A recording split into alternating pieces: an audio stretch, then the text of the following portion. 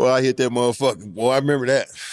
Oh yeah, that was just looking at the still picture of that, and talk to us about just that specifically, that game, So the whole series, I'm gonna talk to you about that game, but that series, like obviously, like once you get locked in with a guy and it's effective, like coach is gonna always manage your minutes, right? Like, hey, I want you to guard him every possession, every game, blah blah.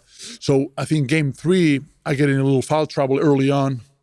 I'm not gonna say the name of the ref, but they want me to get off his body a little bit and give him some air, and got called 2 quick fouls. I'm like, then you're behind the 8 ball because you can't be as aggressive no more, and game gets a little bit out of control. Like he gets going, and I think he celebrated, and as he should. Like he felt the moment of relief that shit, I'm free now. I'm making shots. I'm driving through the lane. I'm free, and I'm dunking. So he was excited, but.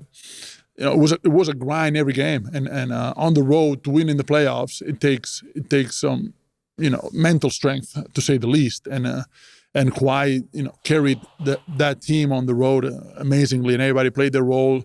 Pascal Siakam, Freddie VanVleet, you saw against Philly, they were so big. They had Jimmy Butler too. They got Tobias Harris. They a big team. Same. So some of the smaller guards like Freddie and Norm, they had a tough time playing against them.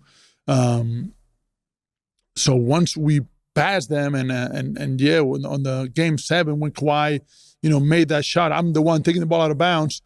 As soon as he got it, he sprinted first. I think he wanted to first take the elbow shot, but I think he saw the help.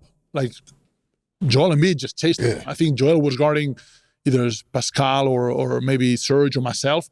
So Joel just takes off and just starts chasing him. So I think that's why he takes the extra dribble, goes all the way to the baseline and takes that shot. That bounce, I never seen it. I've seen a lot of shots in my life. I never seen a bounce that way. And I think, it was crazy. I think the atmosphere everything was just shaking. It was a good feeling. Man, a great moment. Great, yeah.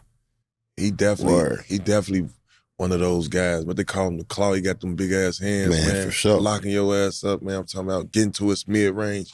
Strong as hell, too. And it was like, he was y'all guy that year. And I mean, for him to leave the Spurs and come over there and do what he did, you leave in Memphis, both of you guys being DPOYs. Yeah, he's all about the right things, too. Like, his position defensively, besides, the tools that he had, right? His position was always flawless. Like he never fucked up a spot where he needed to be defensively, and you don't want him close to the ball because you can't play around with the basketball around him. You're not going to play around because he's going to take the shit from your hand. So when he's on the back, even if you're from the strong side like TA, like he remind me of you in a lot of things. Like he could reach, and he had so much strength in that arm that he would rip through anybody.